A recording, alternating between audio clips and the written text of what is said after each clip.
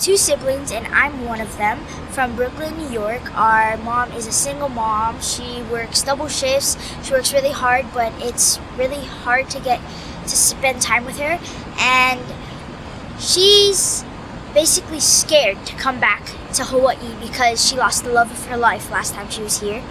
So we come back because her dad, my grandpa that I never met before, has a heart problem, and we don't want to be here. I mean, between us being from New York, it's very different. It's a very different environment. It's very hot. There's chickens around parking lots. It's just not something that we're used to. So when we come, we hate it here.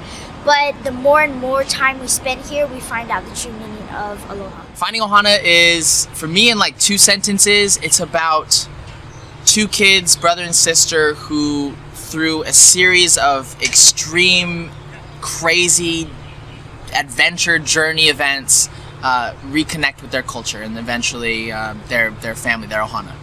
This movie, Finding Ohana, it's all about family reconnecting with their roots, having a great time in a new place, and a really fun action-filled treasure hunt, which is super cool.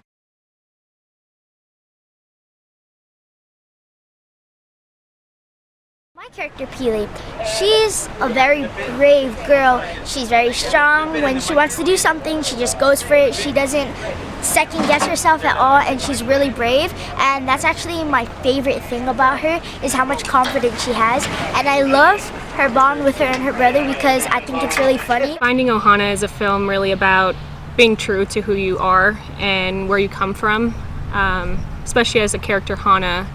I like to bring light to the backstory, especially of the Hawaiian culture, and make you realize that you don't have to be ashamed of where you come from. Casper, he lives on the island. He is 12. He really cares about, the nature and aloha and all the things that, about where he lives. He's a dork. He's really smart. Hana calls him a walking Wikipedia page. Leilani is the mother of Pili and Ioane, and she has lost her husband 10 years before this, and decides to move her and the kids to New York, where she's been a struggling single mom. And she comes back to Hawaii when her father, Kimo, has a heart attack. And when she comes back, she has to face all of her issues and face all of the things that she ran away from. We've got native Hawaiians here in the crew, which is nice to have behind the camera, and in front of the camera. I've had the great chance of working with Kelly who is from Kamehameha High School, and I married a girl from Kamehameha as well. And I never get to play Hawaiians. I usually play the bad guy, or I'm also part Native American as well as Polynesian. My father from Tahiti, my mother from Hawaii, my grandmother from Maui.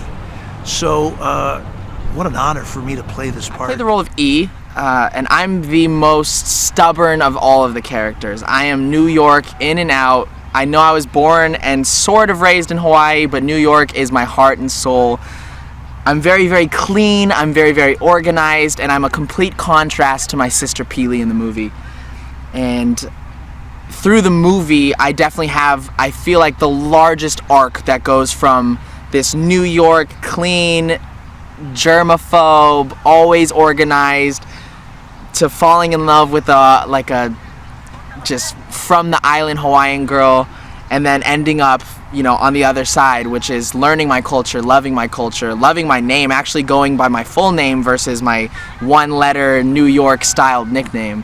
And it's really, really cool getting to embody that, because I feel like, as somebody who thinks culture is super important, getting to play somebody who goes from A to Z is a super great experience.